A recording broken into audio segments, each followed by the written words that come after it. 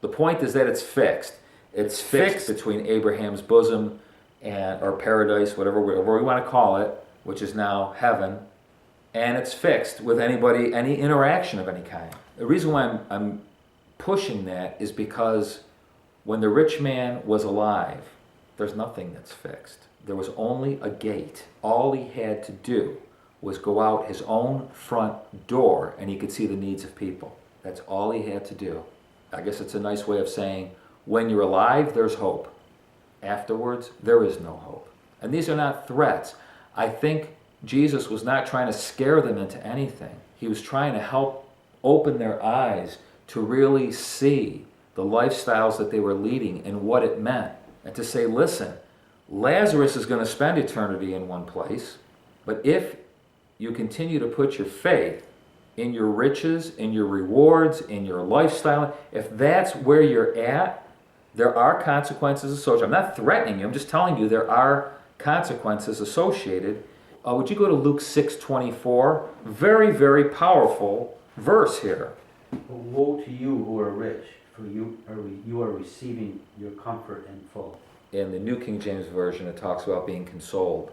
Because in the story, it says point blank that Lazarus is being comforted. And the rich man's being told that. You know, in life, you had a really good deal going. And Lazarus was laid at your gate every day. He had a rotten life. And now he's being comforted, and you are being tormented. And Jesus, in Luke 6, 10 chapters earlier, just like with the rich young ruler, he makes the comment once it's all over, how hard it is. It really is difficult for someone who has wealth. It's not the money. It's the love of the money as the root of all evil. It brings separation. That separates classes. That tells you you don't belong and I do. I've got money, you don't. It's not the money. It's what we do with it, what it means to us. And Jesus is saying quite clearly in Luke 6, woe to you rich guys. It's comforting and consoling you, but I'm telling you what, if you don't change your views about it, there's going to come a time it's not going to be able to comfort and console you. They're very sobering kinds of words, but they're not threats. We always have to think in terms of, does Jesus threaten people? Does he try to bring them to fear? No, do not be afraid. I don't want you to be afraid. I just want to tell you that your affections for money are keeping you from your affections for the poor and needy. John Shea is another guy that I like reading, and we'll finish it up tonight with something that he wrote. He actually, and what I'm hoping we can walk away with tonight, he actually wrote the conversation between Abraham and the rich man, but he writes it in his own words. He says, what is it you don't understand about this? Let me rehearse the basics. You lived a life of luxury, deafened yourselves to Moses and the prophets, and numbed yourself to the needs of the poor. So now you are on the other side where the consequences of actions reach fulfillment. You find yourself isolated and tormented. Is this a surprise? Our entire people began as poor and exploited. Everything in our history has urged us to welcome the poor and exploited. You have not done this. Do you really think you can ignore and resist God's purposes and succeed? Did you miss that teaching at synagogue? Now you want a spectacular sign for your brothers. Is this an excuse? Are you saying there wasn't enough evidence for you? If you just had a little more certainty, your self-interest would have kicked in and you would have anteed up? I don't think so. That's not the problem. If your brothers, like yourself, do not heed the whole history of their people, they will not listen to a man come back from the dead. The problem is not that they didn't know, but they knew and didn't care. They hardened their heart and drank their wine. Nothing gets to them. And this self-imposed isolation is their destiny. What I was really hoping that we'd kind of get out of tonight, actually I wrote them down as 5 C's.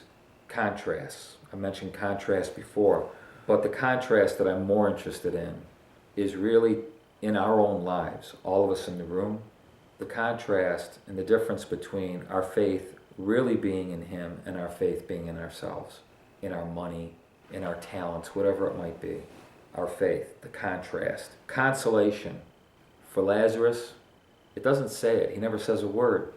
but his name means God is my helper. His consolation was from God, not from anything this world had to offer him.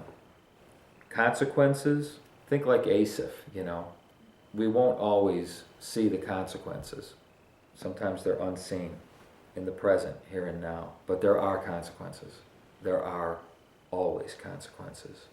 And instead of us finding consolation in that, well, they'll get theirs eventually, we should be feeling the exact opposite. Oh God, like Jesus was trying to say to them, I'm trying to help you to see the truth here. I'm trying, like Kruger said, Baxter Kruger, for your eyes to be open so you can see the truth that's right in front of you. Compassion. It's really interesting because the idea of Abraham's bosom, this guy, Lazarus, comes down into paradise, which is called Abraham's bosom. He just pulls him right in. I mean, nobody's, the rich man had nothing to do with Lazarus. Abraham just wraps his arms around the poor and needy. Now, he's supposed to be our spiritual dad. If nothing else a Christian does, if you never go to church, if you never pray, there's got to be an element of wrapping your arms around the poor and needy, doing more than just saying, oh, that's a shame. A rich man probably said that at his table. But at least I'm letting him sit outside my door, and my guests, as they come and go, he can, I'm sure he's making a ton out there. And the last C is charitable. Whatever we got, I don't mean collectively, although we could talk about it collectively. Whatever we have got individually is enough now to put at least one person out of their misery. And I don't mean out of their misery, kill them. I mean they're miserable, and whatever we've got something guaranteed to relieve their pain, their suffering. When you get your notes on Monday, you'll see that I did actually list the 12 uses for dogs, and I also put a little bit more of a thing about Hades and all that for those who are interested, although I don't think that that's really the point, to come up with a theology on hell. I don't think that's what Jesus was doing at all. I think what he was saying was that we're conscious in this life, we're going to be conscious afterwards. There's things we can do now that we're not going to be able to do afterwards. I think that's kind of where I'd like to see us leave the room with that. Not so much the fear of, I'm going to end up in hell because I've never given it. That's not it. You won't. We're saved by grace through faith. That's not, the heaven and hell's not a point here. It's our activities now, the hope that we can bring to people now that we're not going to be able to bring at some point. 3 years ago, this weekend, when the well was decided.